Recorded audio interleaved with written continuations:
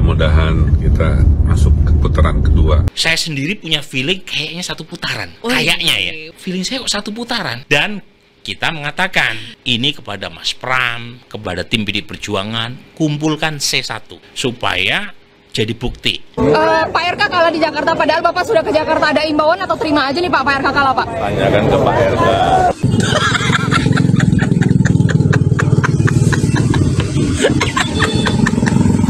Tanyakan sama RK. Nggak bisa lah. Berserah dan pasrah. Aduh. Berdasarkan data yang masuk kami miliki bahkan C1 yang kami terima, maka pilkada serentak 2024 di DKI Jakarta akan berlangsung 2 putaran. Misalnya nanti diulang, terus jagoannya kalah, apa minta diulang lagi? Apakah minta diulang sampai menang? Apakah minta diulang sampai menang? Apakah minta diulang sampai menang? Ini kan stres. Lama-lama tim Ridho ini nggak ada bedanya sama Bahrain. Mau memperpanjang waktu, mengulur waktu sampai menang. Kalau kata Gibran, mau pemilu diulang sampai menang. Harusnya RK itu mengingat statementnya sendiri sebelum coblosan. RK berstatement, dia siap menang dan dia siap kalah. Nah, kalau sekarang kalah beneran, harusnya dia siap dong. Iya kan? Bukan malah diem aja ketika timnya bikin hal-hal kocak. Mulai dari pilkada 2 putaran, bahkan bikin sayembara 10 juta lah. Harusnya RK mengingat kata-katanya di Pilpres kemarin. Kalau kalah, ya kalah aja. Untuk para relawan tim Ridho yang masih terus mengawal di kecamatan, tetap semangat. Mudah-mudahan kita masuk ke putaran kedua. Pilkada sosok calon itu sangat menentukan juga. Kalau yang dijual tidak laku mau apa? Kalau yang dijual tidak laku mau apa? Sekali lagi, dalam pilkada orang tidak boleh jumawa dengan menyombongkan seberapa banyak partai yang mendukungnya. Nggak ada nilainya itu. Yang penting adalah ketokohan. Karena yang dipilih adalah orang, yang dilihat adalah personality, dan kalau misalnya mesin partainya kuat, tetapi calon yang diusung tidak sesuai dengan kehendak rakyat, lewat itu. Saya udah belak-belakan kalau soal ini ya. Tapi kalau Sebesar-besarnya dukungan dari kita-kita semua, pada akhirnya kembali pada siapa? Kembali pada figur calonnya. Ya, kita mengiklankan sebuah barang. Pada akhirnya orang nyoba barangnya tuh. Sehebat-hebatnya kita mengiklankan, kalau produknya nggak baik, nggak laku. Memang di etapa terakhir seperti ini harus bekerja keras. Saya datang karena memang saya mendukung. Saya diundang ke Jakarta, saya datang karena saya mendukung. Ya, tidak bisa dipungkiri bahagia sekali di saat memang detik-detik, minggu-minggu terakhir kehadiran mantan presiden, mantan gubernur DKI. Kami bersahabat sudah lama, zaman saya wali kota, itulah hubungan kami. Dan tadi Pak Jokowi menyampaikan kuncinya adalah rekam jejak. Mudah-mudahan warga Jakarta melihat itu. Coba dilihat. Lo ngerasa Jokowi itu masih powerful, MVP Pilkada tahun ini, dan bisa memenangkan banyak paslon dengan Jokowi Effect, you guys are totally wrong. Janganlah berlebihan, jangan kemakan narasi buzzer-buzzer TikTok. Jokowi itu udah nggak segitunya lagi. Dukungan Jokowi itu bukan hanya dukungan mantan presiden, tapi sepaket dengan presiden yang lagi menjabat, anaknya yang lagi jadi wakil presiden, partai-partai yang dulu mendukungnya yang sekarang menjadi Kim plus belasan jumlahnya, bahkan aparat penegak hukum, bansos dan lain sebagainya. Tapi dukungan Jokowi, misalnya kita ambil Jakarta, aja gagal memenangkan calonnya Ridwan Kamil. Yang lawannya Pramono Anung, itu hanya didukung gubernur Jakarta yang pernah masuk penjara, gubernur Jakarta yang kalah nyapres. Tapi Jokowi Effect gak ada kan, tetap kalah. Jokowi ini sampai turun gunung bagi-bagi kaos buat Lutfi, jadi juru kampanyenya Lutfi. Maksa Prabowo bikin video untuk mendukung Lutfi, bahkan mempersiapkan Lutfi dari lama. Belum lagi digerakannya Partai Coklat, digerakannya PJ Kepala Daerah, digerakannya Kepala Desa, Bansos. Tapi apa ujungnya? Bisa menangnya cuma dengan angka 58%, didukung 15 parpol. Itu kalau 58 bagi 15 ya satu parpol kebagian 3,8% lah. PDI sendirian itu 41%. Jadi kalau mau bilang sebagai kandang banteng ya masih layak PDI dan Jateng dibilang kandang banteng. Anies Baswedan yang secara kekuasaan itu jauh di bawah Jokowi, tapi sekarang kerennya ujung-ujungnya ada di level yang sama kayak Jokowi, sama-sama dikejar untuk minta endorsement. Artinya kan kalau dibilang Jokowi lebih hebat dibanding Anies, ternyata ujung-ujungnya enggak juga. Anies juga bisa ngebalap ternyata, tanpa perlu title presiden loh bahkan. Terus Jokowi yang dibilang berhasil menumbangkan PDIP, ternyata enggak juga. Katanya bahkan PDI yang tadinya cuma punya 6 kepala daerah di level provinsi, sekarang punya 14 kepala daerah di level provinsi. Dan memenangkan 242 kabupaten kota. Ini kan bukti Jokowi juga gagal menumbangkan PDIP. Jadi di mana Jokowi efeknya kalau kayak gini? Berlebihan lah. Terus kalau Jokowi efek gak nyata, kenapa lo protes Bang Jokowi itu turun kampanye? Ya ini mengafirmasi kalau selama Jokowi jadi presiden, bener dia cawe-cawe. Buktinya pas dia beres, dia mendukung orang-orang yang selama ini kita curigai Jokowi itu nyiapin.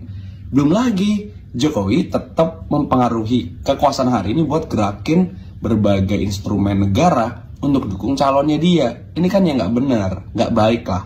Walaupun ujung-ujungnya kita tetap kalah atau menang tipis. Kalau menurut gue, satu-satunya Jokowi efek itu adalah ngaruh ke anaknya sendiri, anak sulungnya Gibran. Terbukti, bapaknya bikin bantuan sosial dari Presiden Joko Widodo, anaknya juga bikin bantuan dari Wapres Gibran. Nah, itu baru Jokowi efek. Selamat buat PDIP yang memenangkan pertandingan di Jakarta, dan itu akan menjadi penanda bahwa Jokowi akhirnya tidak punya lagi grip di Jakarta. Itu keunggulan pertama dari psikologi publik yang memang menginginkan supaya Presiden Jokowi itu jangan balik-balik lagi dalam politik, apalagi di Jakarta. Ya, kita harus hentikan ambisi lembaga-lembaga survei yang disewa oleh Mulyono ini untuk memainkan emosi psikologi publik. Padahal sebetulnya di Jakarta itu Jokowi itu kalah telak. Kan kalau kita mau hitung siapa yang pro Jokowi di Jakarta, ya cuman pasangan Ridwan Kamil Suswono. Berapa mereka dapat? Ya 40%, jadi 60% artinya anti Jokowi. Kan dasarnya begitu, PDIP 50%, terus pasangan Dharma yang secara fenomenal juga dapat 10%. Kan itu penanda bahwa pasangan Dharma ini punya jalan pikiran sendiri, tidak mau memilih agen-agen Jokowi. Jadi sebetulnya secara total yang anti Jokowi di Jakarta itu 60% gitu intinya tuh. Nah, kita mau lihat misalnya 60% ini digabung dengan kemenangan PDIP di banyak daerah. Ada berapa? Dari 500 paruh PDIP dapat kan 200 berapa, Pak Hasto seperti kemarin 239 bupati kepala daerah itu juga dimenangkan PDIP. Papua itu sebagian besar PDIP. Jadi terlihat bahwa PDIP memang berhasil mengkonsolidasi suara atas prinsip marhanisme dan atas prinsip anti mulyonoisme kan. Itu dasarnya kan. Jadi konyol kalau lembaga-lembaga survei ini masih memainkan prinsip margin of error untuk menagih atau melihat peluang dua putaran di Jakarta. Itu konyol juga tuh. Nah, kita sebetulnya hanya ingin mengatakan bahwa era Jokowi itu sudah selesai di Jakarta. Ya, penanda adanya Jokowi kan tinggal di Jawa dan di Sumatera Utara yang memang itu adalah basis yang akan dia pertahankan habis-habisan sebagai the last battle, perang terakhir tuh. Tetapi fakta bahwa PDIP itu menguasai daerah itu juga semacam kepungan terhadap Jawa nanti kan. Itu hal yang bagus juga bahwa PDIP ternyata berkembang di Jawa, di luar Jawa justru. Dan orang tahu bahwa ya Raja Jawa kalau nggak ada PDIP buat apa itu jadi raja yang kedinginan sebetulnya kan. Jadi kemampuan kita untuk melihat the end dari Jokowi itu hari-hari diperlihatkan di Jakarta, kemenangan PDIP, dan di separuh dari 500 pilkada di daerah itu 239 itu dimenangkan oleh PDIP. Ini fakta, ini ada tahapan sejarah baru bagi PDIP untuk mengkonsolidasikan ideologinya tuh, yaitu kerakyatan. Kita lihat ya di sini di perhitungan 100%, RK Suswono mendapatkan total suara 39,40%, sedangkan Pram Doel mendapatkan suara 50,07%. Gap atau selisih perolehan suara antara RK dan Pram itu mencapai angka 10,67%. Bahkan selisih perolehan suara ini lebih tinggi dari perolehan suara milik Dharma Pongrekun. Tapi lucunya udah jelas banget di depan mata. Gap atau selisih suaranya itu di atas 10%, bahkan hampir mencapai 11%. Gerindra masih mendorong Pilgub Jakarta berjalan 2 putaran. Ini kan stres. Lama-lama tim Ridho ini nggak ada bedanya sama Bahrain. Mau memperpanjang waktu, mengulur waktu sampai menang. Kalau kata Gibran, mau pemilu diulang sampai menang. Harusnya RK itu mengingat statementnya sendiri sebelum coblosan. RK berstatement, dia siap menang dan dia siap kalah. Nah, kalau sekarang kalah beneran, harusnya dia siap dong. Iya kan? Bukan malah diem aja ketika timnya bikin hal-hal kocak. Mulai dari pilkada 2 putaran, bahkan bikin sayembara 10 juta lah. Harusnya RK mengingat kata-katanya di pilpres kemarin. Kalau kalah, ya kalah aja. Assalamualaikum warahmatullahi wabarakatuh. Jumpa lagi dengan saya di Kem TV Channel. Sepertinya calon gubernur DKI Jakarta atau DKJ ya, Ridwan Kamil merasa diprank oleh Pak Jokowi dan juga para partai pengusungnya ya, yang katanya ada 12 partai yang tergabung dalam Kim Plus, yang ternyata mesin partainya macet, tidak jalan. Dan juga Pak Jokowi juga sepertinya setengah hati ya, atau ya entah bagaimana lah. Ya sepertinya Ridwan Kamil ini kena prank Jokowi dan para partai pendukungnya.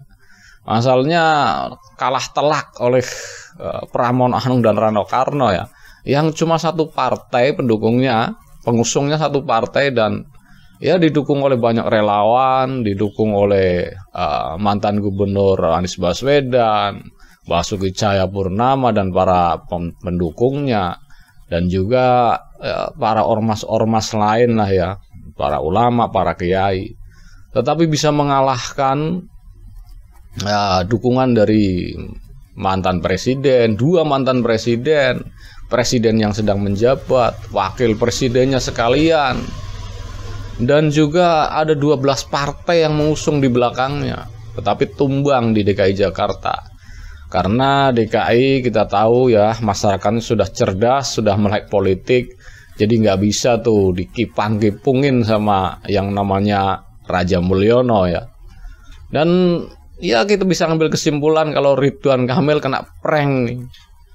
Dengan harapan yang itu besar ya, dari Jakarta dia ke Solo supaya bisa bertemu dengan Pak Jokowi, berfoto bersama, ngobrol seolah-olah inilah yang mendukung, di belakangnya adalah macan. Ternyata macan tidur ya, nggak bangun-bangun tuh sampai sekarang. Dan ya jadi bahan tertawaan oleh netizen lah, karena Ridwan Kamil dan timnya ya, Ridho timnya itu sampai sekarang belum menerima kalahan dan tetap bagaimana caranya supaya Pilgub DKI ini menjadi 2 putaran, ada putaran kedua ya. Dan kita jadi ingat ya statement dari Gibran Raka Buming Raka ketika menang Pilpres kemarin ya, yang katanya ini ada Pilpres ulang. Nah, di sini Gibran di situ membuat statement yang cukup menohok ya. Ya diulang aja terus sampai jagoannya menang. Ya ini dibalik nih sekarang. Ketika Ridwan Kamil yang didukung oleh Jokowi dan konco-konconya kalah dan ingin ini ada putaran kedua, ya diputer aja terus.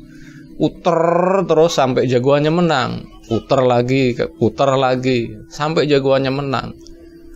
Kayak tim Bahrain kemarin yang melawan timnas Indonesia itu, tambahin aja waktunya sampai dia nggak kalah, minimal seri. Nah ini kejadiannya sama nih, kan analoginya kan seperti itu ya, puter aja terus sampai jagoannya menang. Nah sekarang kalau logikanya dibalik, argumennya dibalik, bagaimana? Jadi makanya di zaman digital, di zaman sekarang ini jangan ya menyepelekan argumentasi atau menyepelekan statement ya. Pasti itu akan tercatat dan ada jejak digitalnya. Nanti kalau dibalikan oleh lawan politiknya, atau oleh lawan debatnya, bingung sendiri jawabnya. Salahnya Pak Jokowi kan bolak-balik rekam jejak ya, jejak digital.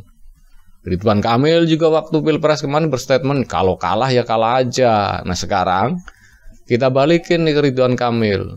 Bagaimana Pak Ridwan Kamil, Kang Emil? Kalau kalah ya kalah aja, nggak usah ngayal ini dan itu, terima aja kekalahan.